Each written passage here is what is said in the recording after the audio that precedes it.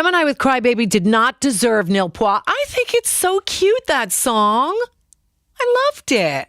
That was not right. This is Radio 2 on the BBC Sounds App and your smart speaker and on 88 to 91 FM.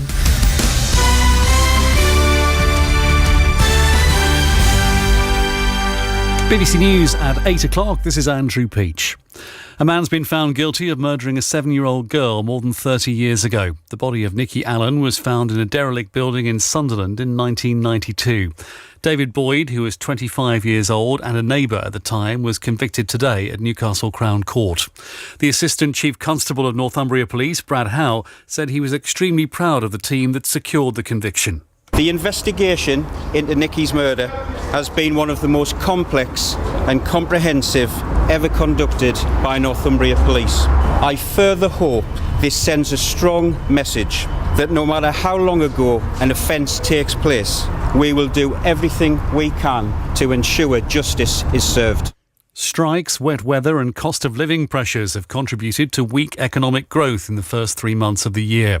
The Office for National Statistics says the UK economy grew by just 0.1%, driven by IT and construction. The advertising executive Linda Yaccarino will succeed Elon Musk as chief executive of Twitter. But Mr Musk will still remain in prominent roles in the company he bought 6 months ago. Michelle Fleury is in New York. Elon Musk once again took to his social media platform to confirm that his reign as CEO of Twitter has come to an end. The billionaire tweeted that Linda Yaccarino will focus on business operations, leaving him to concentrate on product design and new technology. Since he bought the social media platform, Twitter has laid off roughly 3/4 of its staff, and the money it makes from advertising has plunged. Brands paused their spending, fearful that the billionaire might weaken content moderation. For the incoming CEO, one of the biggest challenges will be to woo them back. The SNP MP Joanna Cherry has accepted an apology from a comedy club in Edinburgh, which cancelled her upcoming appearance because of her views on gender self-identification. The club's stand said at the time some of its staff felt uncomfortable about her attitudes, but the venue now says that decision was unfair.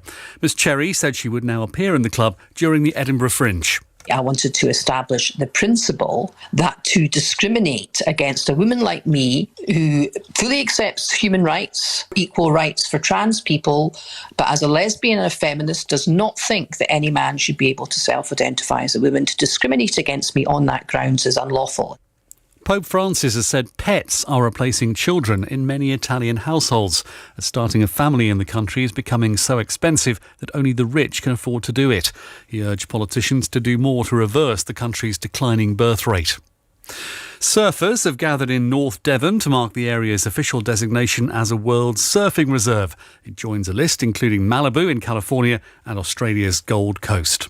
On to the weather, largely cloudy in most of England and southeastern Scotland tonight, dry and clear for most other areas.